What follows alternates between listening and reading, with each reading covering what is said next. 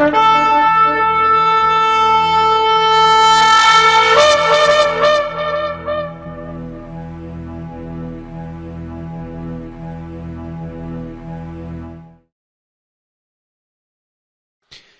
atah Yahweh Eloheinu melech haolam, asher bahar banu mikolamim, benatan lanu et torato, Baruch atah Yahweh noten atorá, beshen Yeshua Mashiach, bendito seas Yahweh nuestro Elohim, Rey del universo, que nos apartas entre todos los pueblos de la tierra, para otorgarnos instrucción. Bendito seas Yahweh, dador de esa instrucción, en el nombre de Yeshua el Mesías, te agradecemos por enseñarnos tu palabra. Amén.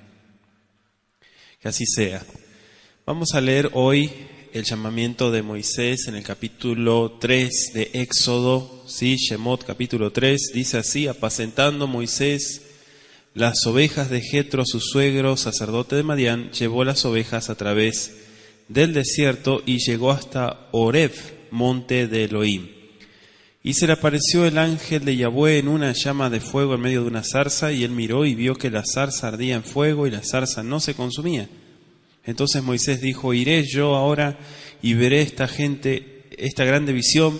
¿Por qué causa la zarza no se quema? Viendo Yahweh que él iba a verlo, llamó Elohim del medio de la zarza y dijo: Moisés, Moisés. Él respondió: heme aquí. Y dijo: no te acerques, quita tu calzado de tus pies, porque el lugar en que tú estás, tierra santa es. Y dijo: yo soy el Elohim de tu padre, Elohim de Abraham, Elohim de Isaac y Elohim de Jacob. Entonces Moisés cubrió su rostro porque tuvo miedo de mirar a Elohim. Dijo luego Yahweh: bien he visto la aflicción de mi pueblo que está en Egipto, y he oído su clamor a causa de sus exactores, pues he conocido sus angustias. Y he descendido para librarlos de mano de los egipcios y sacarlos de aquella tierra a una tierra buena y ancha, a tierra que fluye leche y miel, a los lugares del cananeo, del eteo, del amorreo, del fereceo, del heveo y del jebuseo. El clamor pues de los hijos de Israel ha venido delante de mí, y también he visto la opresión con que los egipcios los oprimen. Ven por tanto ahora y te enviaré a Faraón para que saques de Egipto a mi pueblo, los hijos de Israel. Entonces Moisés respondió a Elohim: ¿quién soy yo para que vaya a Faraón y saque de Egipto a los hijos de Israel? Y él respondió: ve, porque yo estaré contigo, y esto te será por señal de que yo te he enviado. Cuando hayas sacado de Egipto al pueblo, serviréis a Elohim sobre este monte. Dijo Moisés a Elohim: de aquí que llego yo a los hijos de Israel y les digo: el Elohim de vuestros padres me ha enviado a vosotros. Y ellos me preguntan: ¿cuál es su nombre? ¿Qué les responderé? Y respondiendo Elohim a Moisés: yo seré el que seré. Y dijo: así dirás a los hijos de Israel: yo seré, me envió a vosotros. Además dijo Elohim a Moisés: así dirás a los hijos de Israel: Yahweh, el Elohim de vuestros padres, el Elohim de Abraham, el Elohim de Isaac y el Elohim de Jacob, me ha enviado a vosotros. Este es mi nombre para siempre, con él se me recordará por todos los siglos.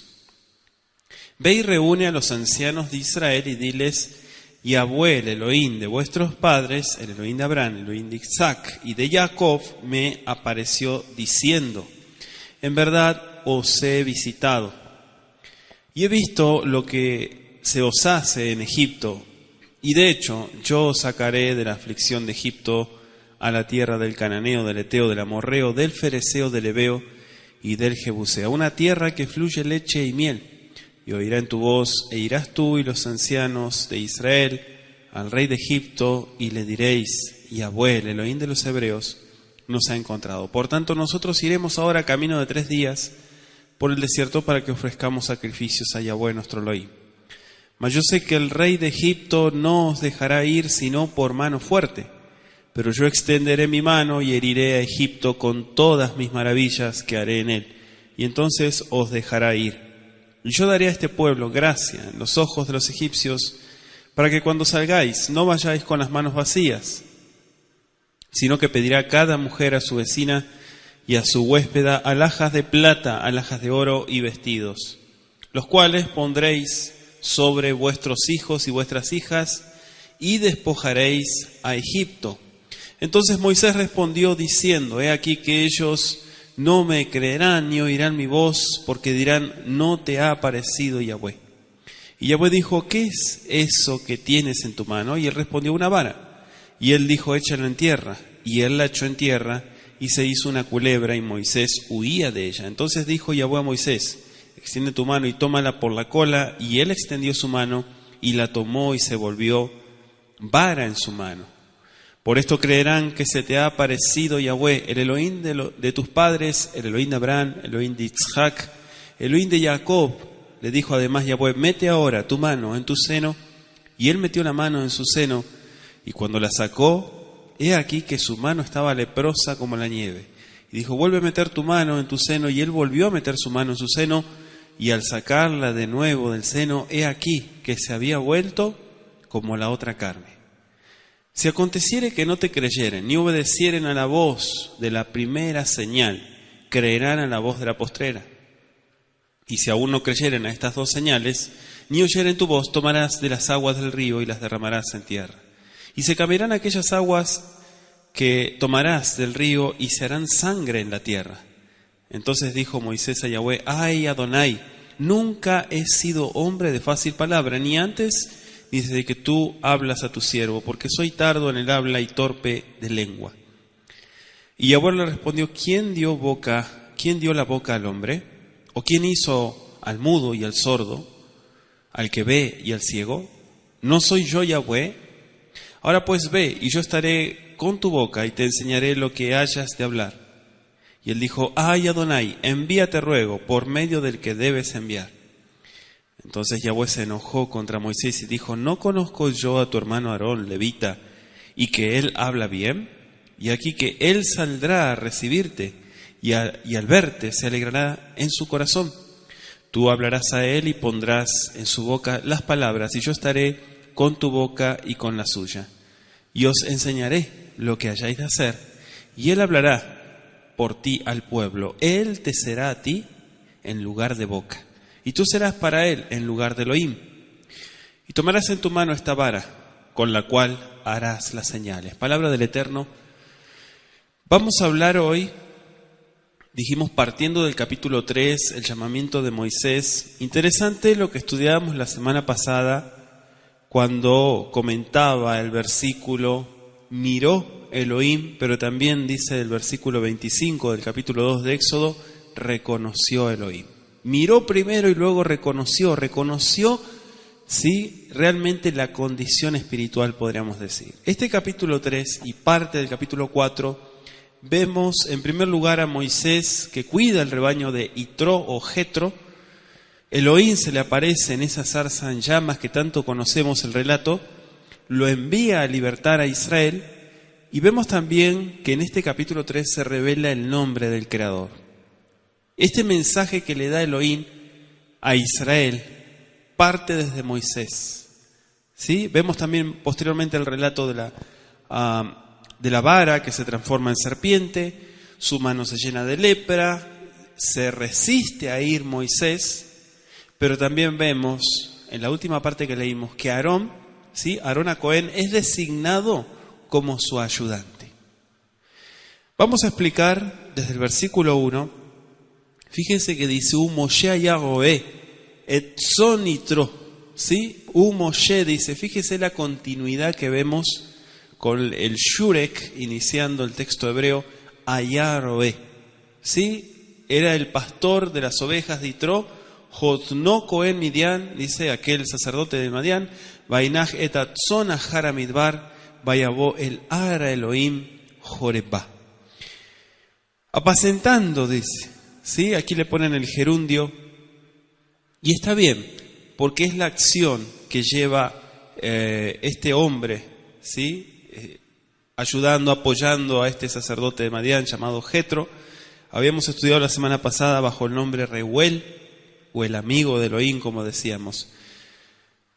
El otro nombre lo vimos en el capítulo, si quieren anotarlo, capítulo 2, verso 18 de Éxodo, que es Reuel. Acerca de su sacerdocio, ¿qué podemos decir? Quiero que se anote el capítulo 2, 16. Y la ubicación dijimos que era Madián. Estuvimos hablando también la semana pasada, pueden escuchar el estudio, ¿sí? Del desarrollo de Moisés Claro, dice nuestro verso 1, a través del desierto. Fíjese que menciona el monte Horeb o Jorebá, como aparece en la forma hebrea. Claro, debe buscarse en la parte central de la península del Sinaí. Y de acuerdo con este pasú, con este versículo 1, el hogar de Jetro estaba separado de él por un desierto. Eso es lo que nos revela el texto. Estaba separado por un desierto, ¿sí? Por lo tanto, su hogar debe haber estado al este o sudeste de Horeb. Jorebá, cuando dice el texto hebreo Jorebá, no quiere decir que está ahí cercano, sino que usa la forma direccional. Punto número 1, cuando Moisés regresó de Madián a Egipto, fue por el camino de Horeb. Dice Éxodo 4:27 que fue donde lo encontró Aarón que venía de Egipto. ¿Sí? Vamos a leerlo. Éxodo 4:27 dice: y Yahweh dijo a Aarón, ve a recibir a Moisés al desierto, y él fue y lo encontró en el monte de Elohim y le besó. Aquí dice el monte de Elohim, pero sabemos que es Horeb. De hecho, nuestro verso 1 luego lo comenta. Punto número 2, ningún madianita fue encontrado por los israelitas en su viaje a través del desierto, aunque sabemos que el camino, lo que nos explica el libro de Números, hacia la casa de Jobab era un madianita, se separaba del camino de ellos cuando parten de Sinai. Podemos leer una porción que es Números 10, verso 29. Entonces dijo Moisés a Jobab, hijo de Raguel, madianita, su suegro: nosotros partimos para el lugar del cual Yahweh ha dicho, yo os lo daré, ven con nosotros y te haremos bien, porque Yahweh ha prometido el bien a Israel. Entonces recordamos este relato del desierto del Midbar, como decimos en hebreo, pero también entendemos el camino que está trazando este capítulo 3. Entonces, ¿qué es el monte de Elohim? Bueno, el Éxodo fue escrito después de la manifestación de Elohim a Israel en Horeb. Hago esta aclaración, ¿sí? Si nos ubicamos en las fechas, por lo que recibió el nombre de monte de Elohim. Esto es una evidencia en la escritura cuándo fue escrito, ¿sí? Por eso le puso el monte de Elohim, si no, no tendría ese nombre. Horeb y Sinaí son dos nombres para la misma montaña. Repito, Horeb y Sinaí son los dos nombres para la misma montaña. Anótese Éxodo 19:11 y Deuteronomio 4:10 como referencia. ¿Sí? Seguimos entonces en el estudio. Dice nuestro verso 2, Vayera malach Yahweh elav belabat esh mitohasene vayar beineasene boer baesh baesene enenujal. Este es el relato cuando nos dice que el ángel de Yahweh, así está tal cual, sabemos que ángel, sí, es sinónimo de mensajero en el texto hebreo. Entonces se le aparece el mensajero en una llama de fuego, dice, en medio de una zarza. Vayerá y miró, dice, y vio que la zarza ardía en fuego y la zarza no se consumía. Esto está interesante. En primer lugar, nos sitúa desde el punto de vista del propósito del Creador que Él lleva a cabo, ¿verdad? Si vemos en el contexto, es decir, los versos 4 al 6, incluso el verso 14, aclara que este ángel de Yahweh, ¿sí? O sea, es el representante de Él. Por eso es que se presenta como Él mismo. ¿Me explico? O sea, Él mismo se presenta a través del mensajero. Ya en los tiempos de Abraham, el Eterno se había revelado a sí mismo bajo esa forma y nombre. Si quieren notarlo, es Génesis 22:11. El Eterno se ha revelado de muchas formas, de muchas maneras. Pero dice una llama de fuego. Me llamó la atención que el texto hebreo dice literalmente, salía del medio de la zarza. Así está tal cual en el hebreo. No porque hubiera solo una zarza cerca del monte Horeb, sino más bien porque era la única zarza a la cual se le da un significado particular. La zarza ardiente, podríamos decir que era una apropiada representación visible del mensaje que el Eterno le impartió allí a Moisés. Era una señal. Por eso vemos que en el libro de Éxodo se empiezan a hablar mucho de las señales. ¿Sí? Son señales. Claro, en contraste con los árboles más altos, nobles y demás, ¿sí? La zarza espinosa que nos habla aquí puede ser comparada con el pueblo de Israel en su humillación y despreciado por el mundo. Porque muchas veces también vemos en el contexto escritural que los árboles representan a las personas. El fuego que quemaba, pero no consumía la zarza, puede pensarse también que representa la aflicción de la esclavitud. Ya se estaba anticipando. Sin embargo, dice que la zarza no se consumía. La esclavitud no abatía a este pueblo, porque estaba al propósito. Y en la llama castigadora del Todopoderoso, no entrega a su pueblo a la muerte. Fíjese lo que dijo David Amelech en el Salmo 118.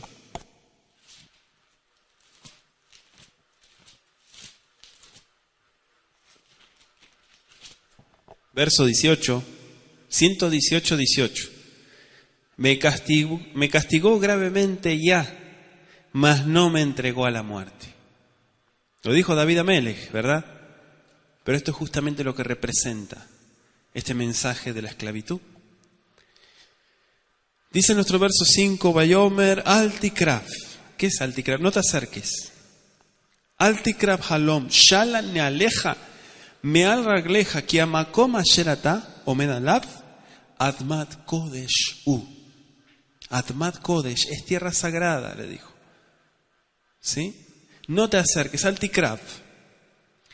Claro, cuando Moisés se acercó a la zarza, porque estaba maravillado de lo que estaba viendo, no esperaba recibir una visión, ni estaba todavía consciente de la presencia del Altísimo. Por eso, al aproximarse para examinar esta visión grande que estaba, que es el verso 3 que estudiamos, fue amonestado para que quedara a una distancia segura de la zarza. No se acercara. Por eso aparece la forma imperfecta, Altikraf. Y le dijo también, en nuestro verso 5, quita tu calzado. ¿Sí? Puesto que los zapatos, tales como los conocemos hoy en día, no eran usados ni por los egipcios ni por los habitantes del desierto de Oriente Medio. Entonces es más correcto traducir la palabra nal, ¿sí? Nal, por sandalia, sandalia. La práctica de sacárselas antes de entrar en un templo, un palacio o una casa en particular, siempre ha sido una costumbre muy tradicional en Cercano Oriente. ¿Por qué? Porque los zapatos o las sandalias, como decimos, llevan polvo, llevan muchas otras impurezas. Y claro, hablamos de una mentalidad oriental, una mentalidad reverente, que consideraba como un sacrilegio entrar en un lugar limpio o un lugar sagrado, un recinto sagrado, con zapatos puestos y, claro, sucios. La misma orden dada a Moisés fue después repetida a Josué. Fíjese usted, vamos a ir a Josué 5.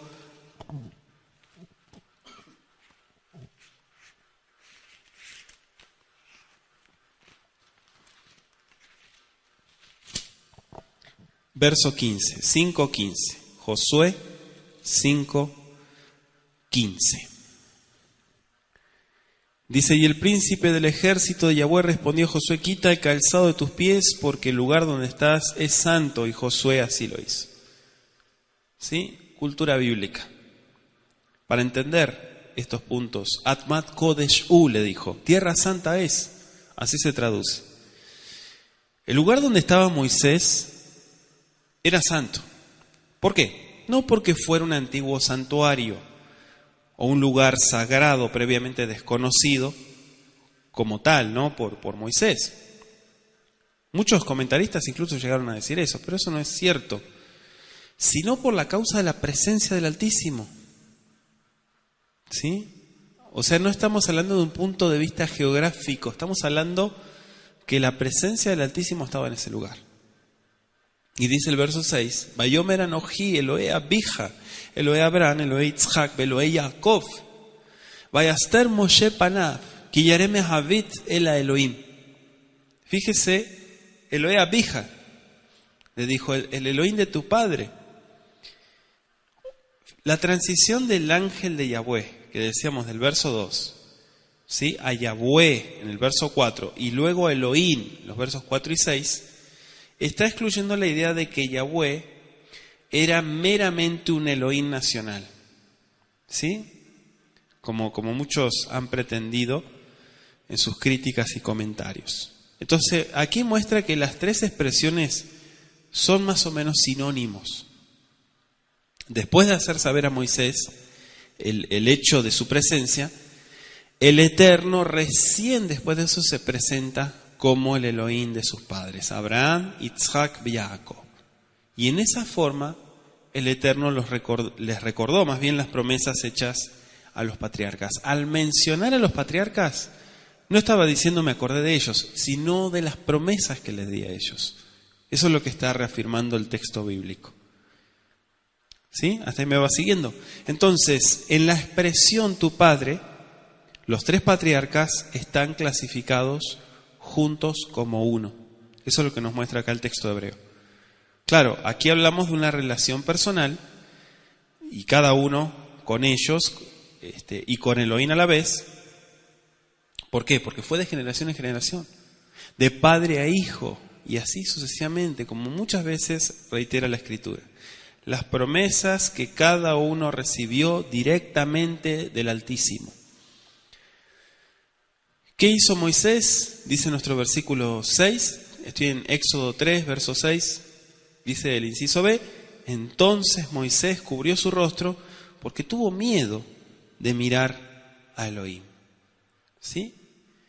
Dice, Vayaster, y escondió, se traduce, Vayaster Moshe Panav. Escondió Moisés su rostro. Ki yareh mehavit, porque temió, dice aquí. Está tal cual la traducción. Temió o tuvo miedo, también podría ser. Mehavit. ¿Sí? ¿Qué es mehavit? De encontrarse. Viene de lehavit, que es encontrarse cara a cara, frente a frente. El Elohim, con Elohim. Ningún hombre sabemos que puede soportar la misma presencia del Altísimo. Y de ahí que no fuera sino natural que Moisés ocultara su rostro, partiendo de esta idea.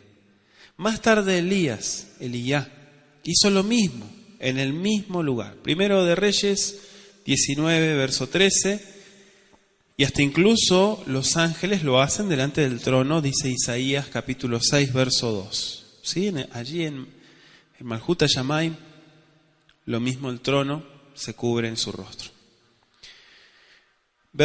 Vamos a ir al verso 8, 3:8. Dice, y he descendido para librarlos de manos de los egipcios y sacarlo de aquella tierra a una tierra buena y ancha, a tierra que fluye leche y miel, a los lugares del cananeo, del eteo, del amorreo, del fereceo, del heveo y del jebuseo. Fíjese usted que como empieza a mencionar nuestro verso 8, pero vamos a marcar donde dice sacarlos, porque tenemos que marcar las ideas principales. Recuerda que estamos haciendo un estudio sistemático y tenemos que marcar las ideas principales, desde dónde parte la idea en el estudio. Sacarlos, ¿sí? Otras versiones usaron la expresión subirle, ¿sí? Y es literalmente correcta porque la parte de Canaán, la antigua Israel, que debían conquistar, está a un nivel mucho más alto que Egipto. ¿Sí? Entonces, por eso que viene el término aliyá. Voy a hacer aliyá, dicen. ¿Sí? Voy a ir a Israel. Voy a hacer aliyá. Pero aliyá viene de la alot, que es subir, justamente porque está por encima. Entonces, los escritores bíblicos son muy cuidadosos en respecto a esto y siempre indican la diferencia de altitud mediante expresiones tales como descendió y subió. Anótese referencia, Génesis 12:10, ¿sí? Génesis 42:2, Génesis 46:3 y 4. Por eso aparece descendió, subió. O sea, ¿cómo descendió, subió? Claro, porque geográficamente estaba mucho más alto. Está mucho más alto que Egipto. Dice nuestro versículo, estamos en el verso 8. Dice, Va'eret leatzilo meyat Mitzrayim ula'aloto min haaretz. Aviv el eretz toba urjaba el eretz zabad halav udebash el mekom hakenani be'achiti be'aemori be'aperizi be'achivi be'ayebuzi. Pero me llama la atención que primero se encarga de decir el eretz toba, la buena tierra, ¿sí? O una tierra buena podría ser. Claro, la tierra a la cual los israelitas iban a subir es llamada Eretz Tobá. Y debido a su gran fertilidad, como nos explica Moisés en el Deuteronomio 8, versos 7 al 9. Y también habla de extensión, ¿sí? No solamente de subir, sino extensión, justamente en contraste con la tierra de Gosén, que es en Egipto. Aun cuando la fertilidad de Israel no igualaba la de Egipto, pero todavía era grande. La rica tierra al este del Jordán produce enormes cosechas de cereales en la primavera y proporciona pastoreo durante todo el año. La región occidental es menos productiva, pero cuando es cuidadosamente cultivada da excelentes cosechas de aceitunas, higos y cebada. ¿Sí? Estos son puntos para tener en cuenta de qué es lo que está comentando Moisés, no solamente en el libro de Éxodo, sino en otros libros también. Desde un punto de vista moderno, vamos a decir así, Canaán, claro, es Israel actualmente, pero Canaán parece un país pequeño, algo menor que Bélgica, por así decirlo. Pero los israelitas del tiempo de Moisés les parecía espacioso, porque era considerablemente más grande que toda la región delta de Egipto. Estoy hablando de la región donde ellos se encontraban. Era mucho más amplia. Entonces, por eso aquí menciona esto en el verso 8. ¿Sí? Espaciosa. La tierra prometida en el pacto que Elohim hizo con Abraham, ya lo estudiamos en Génesis 15, y que en realidad fue poseída por David y Salomón en 1 de Reyes 4:21, incluía no solo lo que conocemos como Israel, sino también una considerable zona de Siria. ¿Sí? Hablo en términos modernos. Eretz Zabad Halav Udebash. ¿Sí? Eretz Zabad Halav Udebash, una tierra que fluye leche y miel.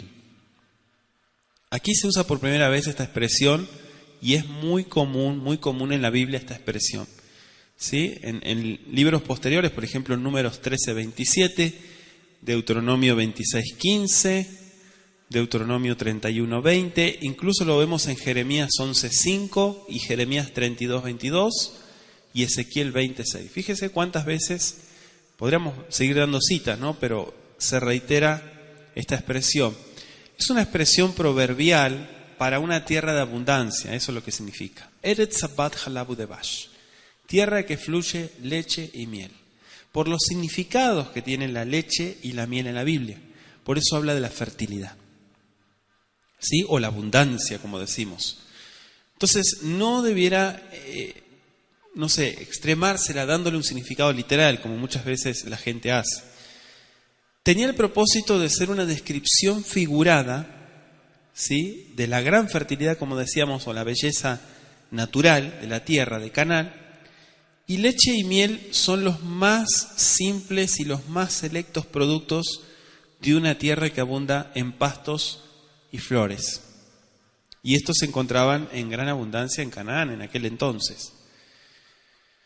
Se habla de los lugares del cananeo, fíjese, y empieza a mencionar, ¿no? Uno por uno lo leíamos recién. Claro, para una explicación un poquito más clara del origen, la historia de las diferentes naciones mencionadas aquí, yo le recomiendo estudiar Génesis 10, versículos 15 al 17. Sí, es incompleta la enumeración de las naciones de Canaán presentadas en este verso que estamos estudiando hoy, pero podríamos decir que se mencionan expresamente solo 5 de las 10 naciones, ¿sí? O digamos pueblos, cuya tierra fue prometida a Abraham. Y eso dijimos que fue en Génesis 15, verso 19 al 21. Pero aquí se añade una. ¿Cuál? La de los heveos. ¿Sí? Aquí se añade a los heveos. Entonces es posible que ellos hubieran sido los sucesores, según lo que nos comenta la historia, es posible que hayan sido los sucesores de los ceneseos o de los cadmoneos, y me remonto al tiempo de Abraham. ¿Sí? Para entender esto tenemos que entender el pasado. Como todo, usted sabe que es así. Usted no puede leer o estudiar algo si no conoce el pasado, el origen. Vamos al versículo 11 en nuestro estudio. Dice: Vayomer Moshe el Elohim mi anoji ki elech el paro veji otzi et bnei Israel mi Mitzrayim. La gran pregunta que muchos se han puesto a analizar. Mi anoji, ¿quién soy yo?, dijo él. ¿Sí? ¿Quién soy yo para ir delante de Paró? Fíjese acá un gran cambio, ¿no? Se había efectuado en Moisés, en Moshe. 40 años antes, voluntariamente se ofreció como libertador. Y fue a sus hermanos y mató, habíamos estudiado, a uno de los opresores, esperando que entendieran, ¿sí?, que el Eterno les daría libertad por mano suya. Eso lo habíamos estudiado la semana pasada en Hechos 7:25. ¿Sí? Que el Eterno les dé libertad por mano suya. Entonces aquí entendemos el pensamiento de Moisés. Sin embargo, en ese tiempo, digamos, no estaba calificado para la posición de liderazgo a la que él estaba aspirando. ¿Sí? Ni los hijos de Israel tampoco estaban listos para la liberación. Tenía que pasar el tiempo, tenía que cumplirse el tiempo. Los 40 años de Madián le habían enseñado anabá. ¿Qué es anabá? Humildad. Lo habían imbuido de una desconfianza completa, podríamos decir, de sí mismo.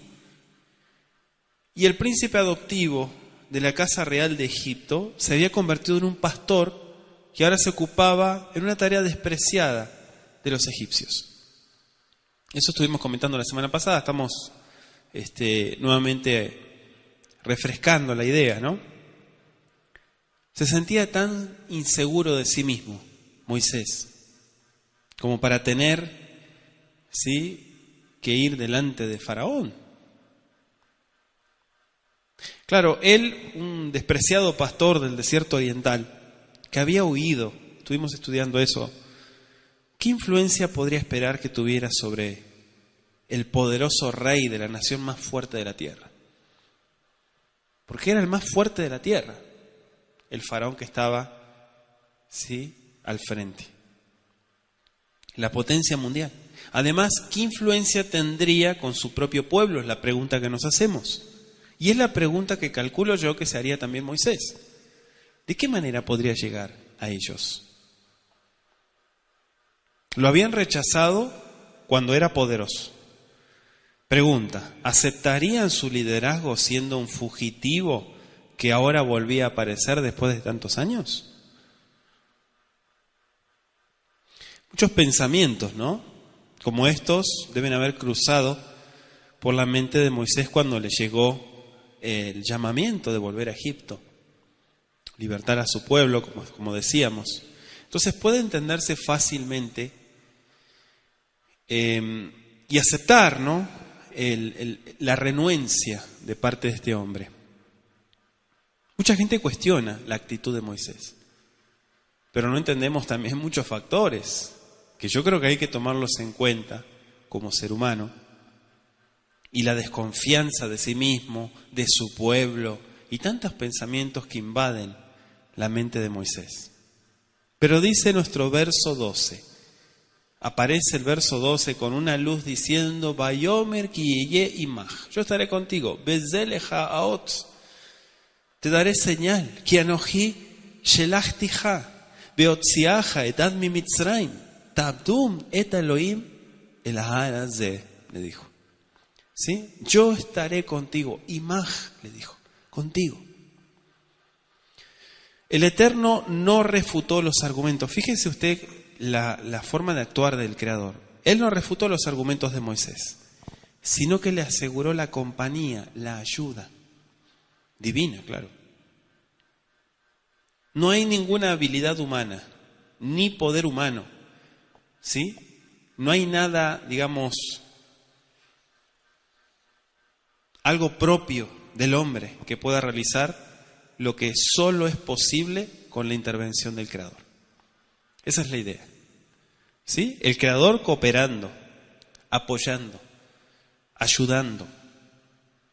No hay una promesa mayor que pueda llegar hasta un dirigente del pueblo del Eterno que la que fue dada a Moisés en el tiempo cuando fue llamado. No hay promesa mayor. Y le dijo Ot. ¿Qué es Ot? Señal. El Eterno le dio a Moisés una prueba de que no sería enviado en una misión infructuosa. No. Era una señal cuyo cumplimiento vendría más tarde, como por ejemplo la que le dio a Isaías, la que le dio a Ezequías, en 2 de Reyes 19:29. Pero antes de que pudiera cumplirse la señal, nos dice la Biblia, Moisés tenía que obedecer y llevar a cabo la tarea que se le estaba ordenando que emprendiese. La obediencia. La señal está, pero también tiene que estar la obediencia. ¿Cuál es su nombre? Interesante la pregunta de nuestro verso 13. Vayomer Moshe la Elohim inenoji ba el bene Israel. Veamarti laem Elohe abotegen shelahani alejem. Veameruli, y me dirán, le dice el texto, ma shmo, ¿cuál es su nombre? Ma omar alem. ¿Qué les diré? Cuando me pregunte cuál es su nombre, ¿qué les diré? Fíjense que aquí, estando ya a punto de aceptar el llamamiento de parte del Creador, Moisés preguntó qué debía decir en caso de que el pueblo le pidiera las credenciales divinas, por así decirlo. Danos el código. ¿Quién te mandó? ¿Qué le digo? ¿De parte de quién vengo? La suposición de que el pueblo pudiera hacer esa pregunta no debe atribuirse a la ignorancia del nombre de Elohim, sino a la desconfianza por la condición espiritual de tanta opresión. Es claro, y es totalmente entendible. El nombre con el que el Eterno, ¿sí? Elohim, se había revelado a sus padres, no podía haberse desvanecido enteramente de la memoria de ellos. Eso es más que claro. ¿Sí? La mención del nombre de Elohim no podría haber sido de mucha ayuda para Moisés. Con toda la naturaleza, lo que nos explica aquí, y el poder de aquel que envió a Moisés, se expresarían en ese nombre. Y es justamente el que menciona luego. ¿Sí? Los nombres significaban tanto para la mentalidad semita, esto son muchas cosas, ya lo saben ustedes, que el nombre es muy importante en la cultura semita. ¿Sí? No solamente la cultura hebrea, la cultura semita. Vamos a ir un poquito más amplios, ser un poco más amplios. Era muy importante que Moisés revelara a su pueblo la verdadera naturaleza de su Elohim. ¿Por qué? Porque Abodá Zará, idolatría, había por todos lados. Estaba dispuesto ahora a librarlos de su servidumbre. El Creador. Y allí estaba la forma de su nombre. Yo seré el que seré. Dice nuestro verso, vamos al verso 14. Vayomer Elohim el Moshe, Eye asher Eye. Vayomer kotomar libne Israel, Eye shelahani alejem. Eye. ¿Sí? Eye. La primera parte, la primera fracción del nombre del Creador, ¿sí? Aquí está, Eye. Eye me envió. Eso está muy interesante porque vino la respuesta automática. El Eterno le reveló, o más bien le explicó, podríamos decir, el nombre por el cual se había hecho conocer a Abraham cuando hizo el pacto en Génesis 15:7. En hebreo, al igual que en castellano, este nombre es una forma del verbo ser o estar. Ya hemos explicado esto, pueden escuchar los estudios sobre el nombre. Pero implica que su poseedor es aquel que es eterno y que existe por sí mismo. Dice Juan, vamos a ir a Juan 8.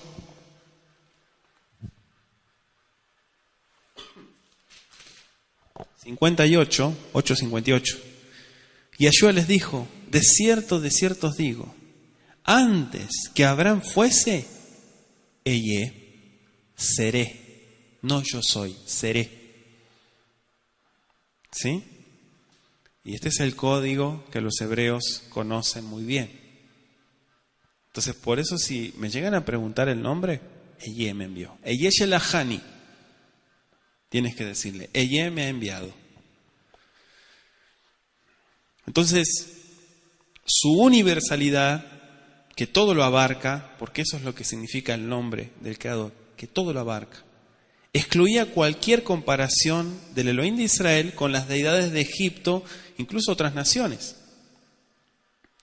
Tenía el propósito de dar a Moisés y a su pueblo un poderoso consuelo de sus aflicciones y un potente apoyo para su confianza en la realización de este propósito del Todopoderoso para poder libertarlos, que era el fin, ¿no? Eye Shelahani. Yo seré, me ha enviado. Fíjense que Eye es una forma abreviada de yo seré el que seré. ¿Sí? Y tiene el propósito de expresar la misma idea. La misma idea. Verso 15, este es mi nombre, le dijo. ¿Sí? Este es mi nombre. Para que pudieran entender cuál era el código. Vayomer od Elohim, el Moshe. Kotomar et bene Israel. Yahweh, Elohe Abotejen, Elohe Abraham, Elohe Yitzhak, Elohe Jacob. Shelahani alejen. Ze shemi leolam. Este es mi nombre para siempre. Beze zichri ledor vador. Esto está interesantísimo. Punto número 1. De la palabra hebrea traducida como yo seré, que decíamos proviene la forma derivada Yahweh. ¿Sí? Yahweh. Y los hebreos, los israelitas, siempre este ha sido el nombre sagrado con el cual el verdadero Elohim se distingue de todos los dioses falsos. ¿Sí? Reúne a los ancianos. Fíjese en nuestro verso 16. Reúne a los ancianos. Lech beasafta et signe Israel. ¿Sí? Beasafta, congregar, et signe Israel, a los ancianos de Israel. Aquí vemos que el Eterno procedió a dar a Moisés más instrucciones referentes a la ejecución de este plan, de esta misión.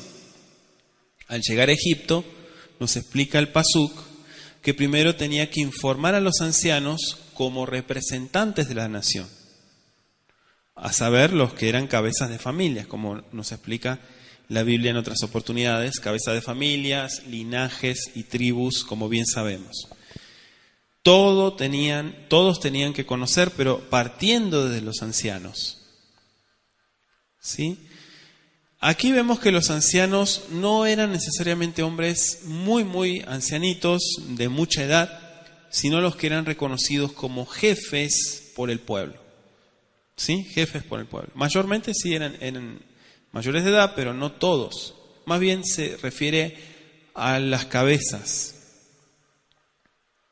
Y dice, en verdad os he visitado, dice nuestro versículo. Aquí hay una repetición de las palabras usadas por Yosef. No sé si se dio cuenta usted. ¿Sí? En su lecho de muerte, allí en Génesis 50:24. Entonces puede entendérselas así.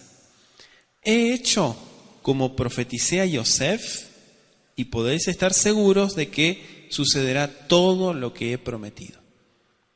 Así tendríamos que entenderlo.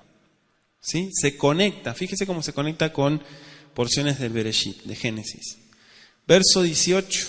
Beshameu, oirán. Bueno, sería y oirán. Beshameu le Eloheja. Uvatata besigne Israel. El Belech Mitzrayim. Bamarte belab Yahweh. Elohe Aivrim.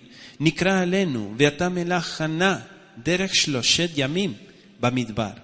Benisbeja la Yahweh Elohenu. Bueno, aquí podríamos separarlo en partes. En primer lugar dice oirán. Sabemos que la raíz shamá o shamoa viene de entender, hacerse cargo, oír, poner por obra. Moisés pensó que lo despreciarían, como quien dice que harían oídos sordos de sus palabras y rechazarían su dirección. Pero el Eterno le dijo que la recepción que le darían sería muy diferente de la que había recibido 40 años antes. El Eterno se encargó de trabajar en el corazón de Moisés. Los corazones de los hombres están en las manos de Elohim. Y Elohim mismo había dirigido los asuntos de su pueblo en una forma tal como para que estuviera listo a reconocer a Moisés como el instrumento elegido por el Eterno para la liberación. ¿Sí? ¿Quién es el que maneja las piolas? Decimos, las maneja el Creador. Él es el que dirige el mundo, no el hombre. Iremos ahora, dice el versículo. Fíjese, iremos ahora. O sea, en el texto también se puede traducir como permite pues que vayamos. Es como el pedido del permiso de Faraón para dejar el país. Aquí está presentado con palabras como para expresar la relación precisa de Israel con él. Faraón no tenía derecho a detenerlos, no tenía ningún derecho, pero era necesario su consentimiento para que salieran, así como lo fue el de un rey anterior para su establecimiento en la tierra de Gosén. Y eso nos explica Génesis 45, verso 16 al 20. Claro, es un dirigente y tiene que tener el consentimiento del dirigente, porque el territorio está a cargo de este dirigente. Entonces no tenía ninguna razón valedera para rehusar su pedido de ir por 3 días, como dice nuestro verso, de camino en el desierto. ¿Sí? Su retorno al término de ese periodo estaba implicado en el pedido. Pregunta, ¿era esto un engaño? ¿En realidad eran 3 días que iba a ser para siempre? No, no era un engaño, de ninguna manera. El Eterno conocía el corazón de Faraón e instruyó a Moisés para que al principio pidiera únicamente lo que el rey debía conceder, o en caso de que éste se rehusara, se manifestara la dureza de su corazón. ¿Se da cuenta? O sea, todo tiene un porqué. Si Faraón hubiera consentido, probablemente el Eterno entonces le habría hecho conocer su propósito pleno y le habría pedido la liberación permanente de su pueblo. Cuando Faraón rehusó el primer pedido, que era razonable, eso está en Éxodo, si quieren anotarlo, Éxodo 5:2, Moisés debía demostrar el poder del Elohim de los hebreos mediante milagros y castigos. Por eso Moisés persistió en demandar permiso para que el pueblo fuera y sirviera a su Elohim. Y hay muchas porciones, Éxodo 7:16, Éxodo 8:1, Éxodo 9:1 y 13, Éxodo 10:3. Tan solo cuando el rey ofreció permitirle sacrificar en Egipto, Moisés añadió a su pedido la significativa frase, como Él nos dirá. Eso está registrado, lo tomé de Éxodo 8:27. Lo que implicaba que podrían no volver. Por supuesto, era eso lo que temía el faraón, ¿no? ¿Y si se van y no vuelven más? Yo les concedo 3 días, pero ¿y si no regresan más? Entonces dice nuestro verso 19, Bani yadati, ki lo iten etchem melech Mitzrayim, la aloch velo beyad azaka. ¿Sí? ¿Cómo podríamos interpretarlo? Bueno, me gusta la segunda parte, porque dice de dejará ir, sino por mano fuerte. ¿Sí? Mas yo sé, que el rey de Egipto no os dejará ir, sino por mano fuerte. Miyad hazaka. ¿Por qué dice Miyad hazaka? Por mano fuerte. Faraón no estaría dispuesto a dejar que saliera el pueblo, aun cuando la mano poderosa de Elohim cayera sobre él. El Eterno previó su resistencia y realizó planes de acuerdo con esa resistencia. O sea, el Eterno, conociendo todas las cosas, conociendo la resistencia, dijo, voy a trabajar con esa resistencia. Y como bien lo declara, ¿no?, el Brit Hadashah, que Él endurece a quien quiere y ablanda a quien quiere. Pero dijo, voy a trabajar con esa resistencia. Y mi plan va a ir en base a esa resistencia. Verso 20. Beshalachti et yadi beiketi et Mitzrayim bechol nifleotai asher eze bekirbo bejare gen yeshalach etchem. ¿Sí?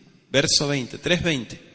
Yo extenderé mi mano, dice, y heriré a Egipto con todas mis maravillas que haré en él, y entonces os dejará ir. Claro, este versículo lo leemos, lo estudiamos y pareciera simplificar la situación. Pero este versículo abarca muchos capítulos del libro de Éxodo, que son las Makot, ¿sí? Las Makot, las plagas. Aquí pareciera simplificarlo, ¿no? Mis maravillas, y entonces los dejará ir. Pero ¿cuántos capítulos ocupa el libro de Éxodo en todo ese proceso? Cuando dice entonces el verso 20, en realidad no contradice el verso 19. El significado de los versos 19 y 20 es que Faraón no estaría dispuesto a dejar salir a Israel, a los hebreos, aún después de ser herido por la mano poderosa de Elohim, pero que se vería, compelido a hacerlo contra su voluntad. Incluso todavía después de la 9ª plaga, Faraón rehusaría dejarlo salir. Me estoy refiriendo a Éxodo 10:27. Y cuando finalmente dio permiso ante la muerte de su primogénito, en Éxodo 12, verso 31 al 33, en realidad los expulsó. Y pronto cambió de parecer otra vez y los persiguió. Éxodo 14, verso 5 al 9. Fíjese usted. Claro, obviamente que iba en contra de su voluntad. La mano poderosa de Elohim no había quebrantado la voluntad del rey. Sin embargo, contribuyó a la liberación de Israel. Dice nuestro verso 22, Bishala isha, mishegenta, umigarat veta, kele chesef o kesef, uchle zahav, usmalot besamtem al benechem, beal benotejen, benit salten et Mitzrayim. Primero dice pedirá cada mujer. ¿Sí? Beshalá isha. Beshalá isha. Y pedirá cada mujer. Obviamente los hebreos no tenían el propósito de devolver lo que pidieron de los egipcios. Por eso han sido acusados de fraude, de estafa, de muchas cosas. En la historia me refiero. Incluso el Eterno ha sido inculpado, no solo por transigir, ¿no?, con su acto de engaño, sino también por haberlo preparado y dirigido a través de Israel. Y estos son muchos de los comentarios que se hacen. Sin embargo, nótese que no se trataba de pedir prestado, sino de pedir solamente. Dice Shalá, no dice pedir prestado, que es otra expresión. Pedirá. Luego te lo devuelvo. No, no es luego te lo devuelvo. Te estoy pidiendo, te estoy ordenando que me lo des. Es diferente, ¿verdad? Los israelitas habían de pedir regalos de sus vecinos egipcios, podríamos decir como una contribución para los gastos necesarios del largo viaje. Habían trabajado duramente durante muchas décadas como esclavos para provecho de los egipcios, que se habían aliviado, ¿no?, de sus impuestos, y todo merced al valor del trabajo gratuito, nos explica el Éxodo. De gratis. ¿Sí? Y estos últimos en realidad tenían derecho a lo que no era sino una pequeña recompensa por sus largos años de trabajo gratuito. Los israelitas pidieron sin tener la intención de devolver, y los egipcios concedieron su pedido sin esperar recibir nada de vuelta, ¿no? Porque el Eterno hizo que los israelitas hallaran gracia, dice nuestro verso 21. ¿Sí lo leyó?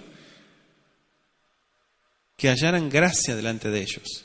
Los egipcios habían despojado a los israelitas y ahora los hebreos se llevaron el despojo de Egipto como una compensación parcial. Claro, estamos estudiando recién el capítulo 3, estamos estudiando a manera de profecía, todavía no aconteció esto. Pero estamos explicando un poco el punto de vista que marca la Escritura. Dice nuestro verso 1 del capítulo 4, Vayal Moshe Bayomer Be'en lo yaminu, Li, Belo ishmelu bekoli, Ki yomeru lo nira, Eleja Yahweh. Primero me llamó la atención porque dice, ellos no me creerán. O sea, no me creerán a mí. No dice no te creerán. ¿Sí? Porque dice, ve'en lo yaminu li. Lo yaminu. No creerán a mí. La pregunta previa de Moisés, después de la promesa de Elohim, de dirección y protección que dijimos en el capítulo 3:13, había implicado disposición para ir y un deseo de mayor información. Ahora parece que Moisés todavía se oponía mucho a la idea de aceptar la comisión de ir. Y se ha procurado defenderlo explicando lo que él quiso decir. Ejemplo, ¿qué sucedería si el pueblo no me creyera? Vamos a hacer de cuenta que el pueblo no me cree. ¿Qué pasaría?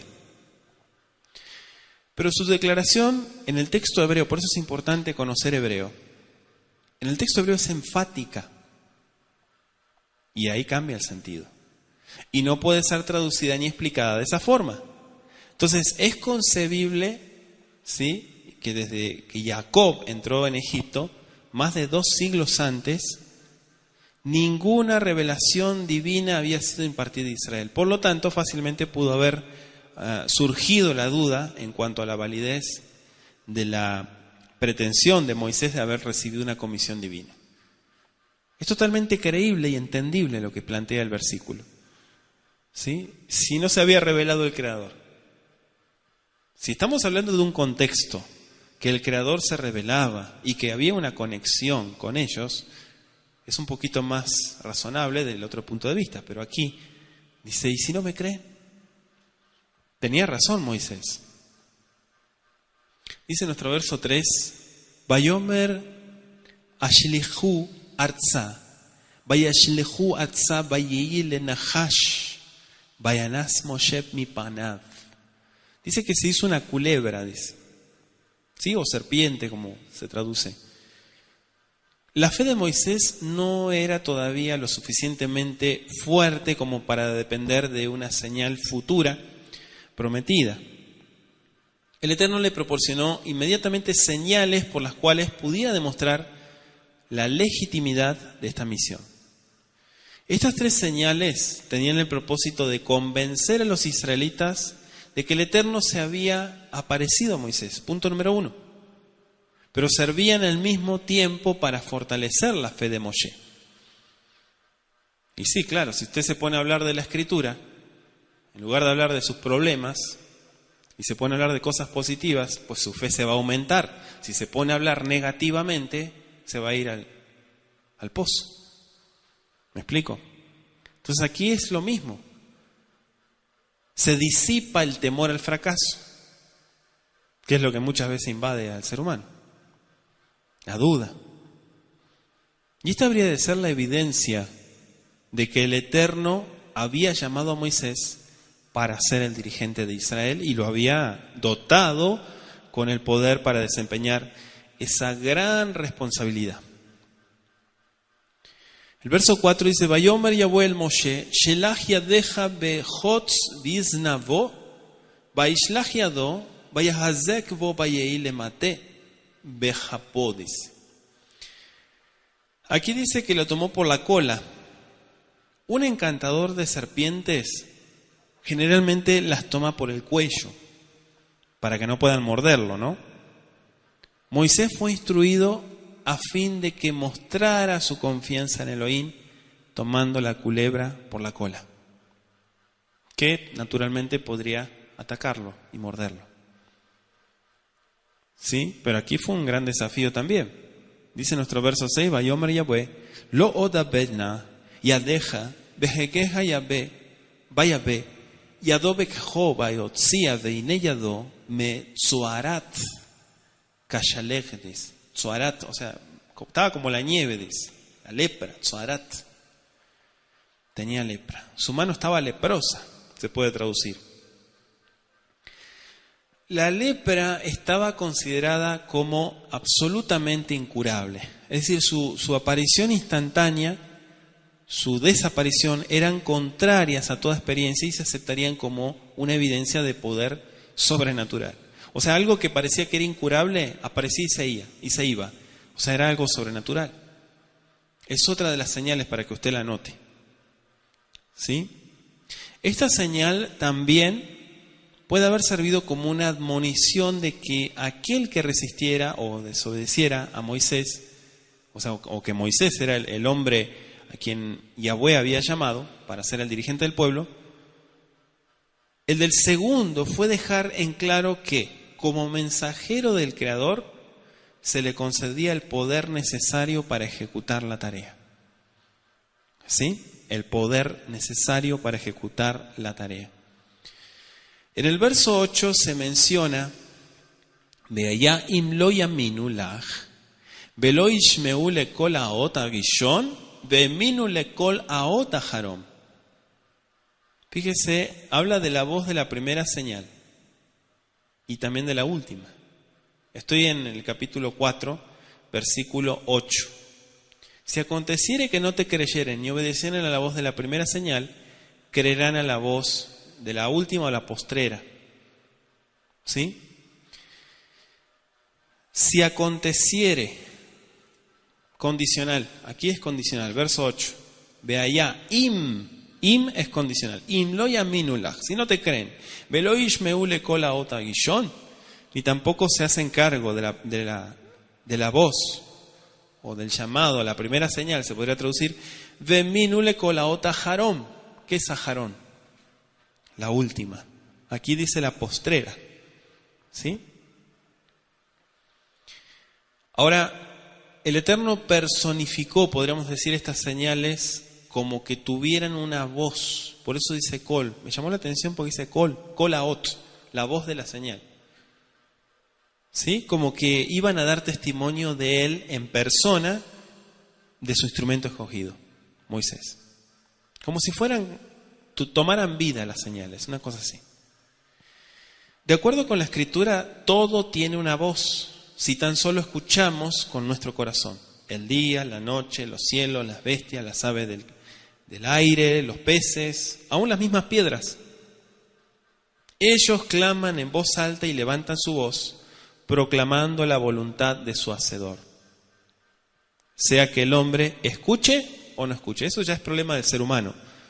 Pero la Biblia dice, Salmo 19, 1 al 3, Job 12, versos 7 y 8, Habacuc 2, 11 y el famoso Lucas 19, verso 40.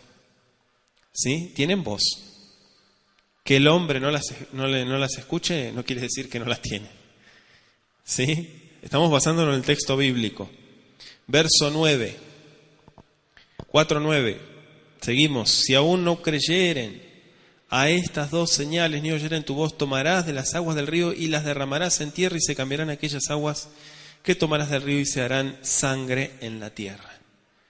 ¿Sí? Fíjese que nuestro verso 9, de allá imlu yaminu gam, lishne aotot, cualquiera dice aún las dos podría ser, porque gam también se traduce como aún, lishne aotot aele, de estas dos señales, velo ishmeun le coleja y no escuchan tu voz, velagachta mimene ayeor, ¿sí? Tomarás del río, besahafta yabashá, yabashá es como ¿qué sería? Como la costa, es la parte seca de tierra.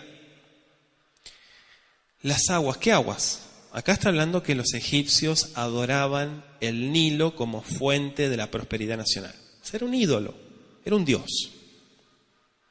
El poder para convertir en sangre el agua vivificadora del Nilo implicaría poder sobre los dioses de Egipto para desolar la tierra de Egipto. Por esta señal, Israel había de aprender a confiar en Elohim, al mismo tiempo que también por ella, Faraón y los egipcios serían después inducidos a temerlo, como dice Éxodo 7, versos 15 al 19. Entonces, así Moisés no solo llegó a ser depositario de la palabra del Creador, sino que también fue dotado con el poder de la misma. Fue el primer profeta y hacedor de milagros enviado por Elohim a su pueblo. Y así llegó a constituirse en un símbolo del Mashiach. ¿sí? Del Mashiach. Deuteronomio 18:15, Juan 1:45, Hechos 3:22. Le doy estas referencias, yo sé que usted anota y estudia y compara. Pasamos al verso 10, 4:10. Vayomer Moshe el Yahweh vi Adonai lo ish de barin anochi gal mitemol gal mishilshom gal meas daberkha el avdeja kihebat peuchbat lashon anochi. Fíjese el verso 10 cómo está. Me llamó la atención que dice: nunca he sido hombre de fácil palabra, se puede traducir. ¿Sí? Estoy tomando esta porción del verso 10 del capítulo 4 de Éxodo. En vista de las promesas de Elohim para facilitar su misión, parece injustificable que aquel que había sido poderoso en sus palabras y obras, como dice Esteban en Hechos 7:22, pretendiera tener dificultad para hablar. Su larga ausencia de Egipto, el hecho de que no había hablado el egipcio, el idioma egipcio durante su permanencia en Madián, porque en Madián no hablaban egipcio, sin duda lo hicieron sentirse como descalificado para ir delante del faraón. Pero debiera haber estado listo para confiar en Elohim. Se ha sugerido que Moisés temía hablar en hebreo porque había estado viviendo entre los midianim o los madianitas. Pero esa no puede haber sido la razón, ya que en las inscripciones madianitas difieren muy poco del antiguo hebreo.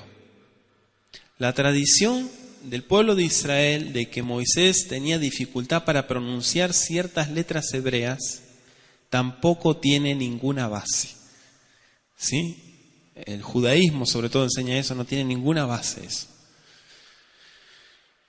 Dice el verso 12: Beatalech beanochi eye im biha veoretija asher tedaber. ¿Sí? En tu boca, dice. Verso 14. 4:14. Si quieren anotarlo. Entonces Yahweh se enojó contra Moisés y dijo: ¿no conozco yo a tu hermano Aarón? ¿Sí? El verso 12, perdón, estoy leyendo mal. Ahora pues, ve, y yo estaré con tu boca y te enseñaré lo que hayas de hablar. Ahí está. Yo te enseñaré lo que vas a decir. Pero también dice el verso 12: yo estaré con tu boca. Esa es la parte que estábamos analizando. El Eterno pacientemente razonó con Moisés como si fuera un amigo, y el que había hecho la boca del hombre ciertamente podía impartir la habilidad de hablar con fluidez. ¿Sí? Claro, descartamos todas esas falsas teorías de que era tartamudo y muchas tonterías que se dicen, ¿no? Que no tienen ningún fundamento. Yo estaré con tu boca, le dijo. Yo estaré contigo. Y claro, posteriormente se explica que sale Aarón, como quien dice el traductor, ¿sí? Su hermano Aarón. Envíate ruego, dice nuestro verso 13. Dijo: ay Adonai, envíate ruego por medio del que debes enviar. Como diciendo, mirando para atrás, ¿no hay otro para que vaya? ¿Sí? ¿No hay otro para que vaya a hablar? Cuando fueron refutadas todas las excusas que presentó Moshe, resultaron evidentes sus motivos ocultos. Lo que al principio había parecido ser duda en cuanto a su propia habilidad, ¿sí? Aquí se reveló ahora como una desconfianza. Y anótese el verso 19. No lo hemos leído, pero anóteselo de tarea. O sea, rehusó ir por propósitos prácticos. Su corta y casi ruda respuesta ante la comisión del Creador es aún más enfática en hebreo que en castellano. O sea, yo le estoy hablando desde el punto de vista del hebreo, no desde el castellano. El castellano son interpretaciones. Pero desde el punto de vista hebreo es importante porque empezamos a entender las cosas diferentes, no como tal vez se nos ha presentado. Dice nuestro verso 14, Yahweh se enojó. ¿Sí? Yahweh se enojó contra Moshe. La expresión usada aquí es bastante vigorosa, pero probablemente solo significa que el Eterno estaba disgustado, no airado, sino disgustado. Tan solo castigó a Moisés dividiendo entre los dos hombres la responsabilidad que Moisés iba a llevar solo. ¿Sí? Moisés era el único responsable. Dividió la responsabilidad. Verso 14. ¿No conozco yo a tu hermano Aarón, levita, y que él habla bien? Y aquí que él saldrá a recibirte y al verte se alegrará en su corazón. Y sigue, ¿no? Verso 15. Tú hablarás, todo lo que dice. Pero fíjese que aquí habla de Aarón al Leví. ¿Sí? Aarón el levita. Aquí no es claro por qué el Eterno habló de Aarón como levita. Algunos han sugerido que había otros del mismo nombre entre los israelitas y que esa designación era necesaria para distinguirlo. Pero no es claro por qué las palabras tu hermano, ajija. Aquí no habrían sido suficientes en este caso. Otros han pensado que la designación anticipa la futura consagración de su tribu para el servicio especial de Elohim. Todavía no estaban en función los levitas, ¿no? Pero aquí está como anunciado, dicen algunos. ¿Cuál sería su función especial delante del Creador? Él saldrá, le dijo, a tu encuentro. Aquí se sugiere que Aarón había hecho planes para visitar a Moisés en Madián, a fin de informarle de la muerte del rey, de quien había oído, en Éxodo 2, 15 y 23. Bueno, cualesquiera que hubieran sido las circunstancias, Aarón no comenzó su viaje hasta que el Eterno le ordenó que fuera. ¿Sí? Él esperó, cuando el Eterno le dijo, ve ahora, ahí fue. Anótese 4:27 de Éxodo. Y Yahweh dijo a Aarón, ve a recibir a Moisés al desierto, y él fue y lo encontró en el monte de Elohim y le besó. ¿Quién dijo? El Eterno. ¿Quién mandó? El Eterno. Verso 16. Y él hablará por ti al pueblo. Él te será a ti en lugar de boca, y tú serás para él en lugar de Elohim. ¿Sí? Él va a ser tu representante. ¿Sí? Tu intérprete, tu traductor, como quieras llamar. Él estará allí. Hablará por ti. Será tu boca. Fíjese que el Eterno prometió estar con ambos. Con Moisés, para que pudiera expresar con exactitud lo que el Eterno le reveló solamente a él. Y con Aarón, para que pudiera hablar clara y persuasivamente. O sea, era más honorable la posición de Moisés, aunque la de Aarón le hubiera parecido superior al pueblo. Le dijo en lugar de Elohim, verso 16. ¿Sí? En lugar de Elohim. En el versículo del capítulo 7:1, el Eterno prometió a Moisés que su hermano sería su profeta o portavoz, dice. La inspiración divina habría de descansar sobre Moisés, nos dice el Éxodo. Aarón aceptaría las palabras de Moisés como palabras directas de Elohim y haría todo lo que Moisés le ordenara, porque era como que el mismo Elohim estaba hablando. Independientemente de la relación, ¿no?, entre familiar, hermano, que muchas veces se confunde eso, ¿no? Como es mi hermano, no le creo, pero no. Aquí es muy diferente lo que nos enseña la Escritura. Verso 17. Y tomarás en tu mano esta vara con la cual harás las señales. Repito, y tomarás en tu mano esta vara con la cual harás las señales, dice. Fíjese qué interesante. A Moisés se le ordenó que no tomara cualquier vara, sino la que ya se había transformado en serpiente. Y el plural señales, en el texto hebreo, indica las plagas que habrían de caer sobre Egipto. No dice makot, no dice plagas, dice señales. ¿Sí? Entonces, tan solo una de las 3 señales que hasta entonces se les había dado, habría de ser realizada con la vara. Y es justamente lo que posteriormente estudiaremos. Vamos a agradecerle al Todopoderoso por la oportunidad que nos da de analizar esta porción. esperando que sea de bendición para su vida, y seguimos avanzando, caminando en el estudio del libro de Éxodo. Ribono Shel Olam, amo del universo, te agradecemos por la oportunidad de estudiar juntos y entender estas porciones del libro de Éxodo. Te pedimos que sigas dándonos entendimiento, sabiduría en el nombre de Yeshua. Te agradecemos, Padre eterno, por esta propuesta de estudio. Amén y amén.